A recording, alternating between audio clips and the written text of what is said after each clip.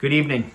First off, I want to congratulate my fellow inductees. I'm honored and humbled to be mentioned as one of the greatest players in Queen's football history. It's pretty cool.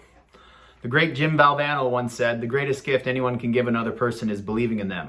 So I want to thank everyone who believed in and supported me. To my mom, thank you. I know how much you sacrificed, especially when I was younger. Hockey, baseball, football, you name it. We didn't have much money growing up, but 4 siblings will do that. I appreciate everything you did for us. I love you. I want to thank Al Parrott. Al was my high school business teacher, my first mentor. I didn't listen to many people growing up, and still don't. But Al never gave up on me. Al, I never would have attended Queen's or university for that matter if it wasn't for your help and guidance. Thank you. To the coaching staff, your dedication to the sport, the preparation for games, it's a grind. You're not often recognized for the countless hours you spend watching and breaking down film.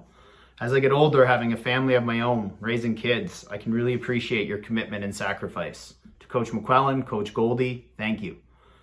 Coach Sheehan, you're one of the reasons I went to Queen's. That and my high school teacher somehow gave me a 90 on my report card. Coach, I'm not sure if you remember the first time we met. I think I was in grade 11, Jock Hardy Arena.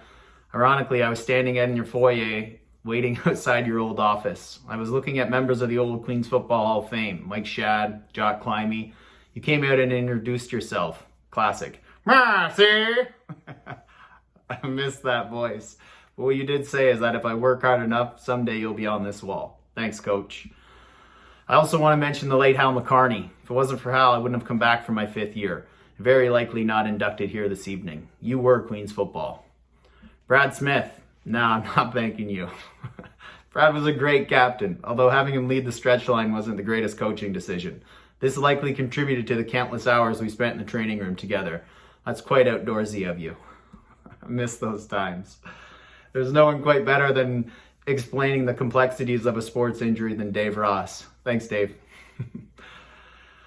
For some reason, the training room was always packed on Sunday mornings. I admit football is a tough sport, but 5-kilometer runs at 8 a.m. the day after a game? Come on, Coach.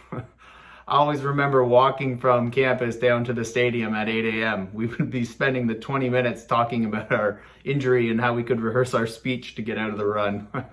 Cold tubs and bandits. Looking back, that's what I miss the most. The guys, my teammates, the jokes, many of them inside, as you can tell. My best friends today, even 12 years later, are still those same guys. Even 6, 8, 10 concussions later, I'm surprised I can remember this speech, sort of. But truly, I wouldn't trade it for anything. The relationships you develop playing football, I can honestly say there's no sport quite like it. To my wife, Jess, although you came along after my time at Queen's, you certainly put up with all the aftermath. Thank you. I love you. Once again, congratulations to everyone that's honored here this evening. I can't wait until we can all celebrate in person, possibly at Smidgey's on a Wednesday night in the fall. $2 tall boys. Enjoy your night.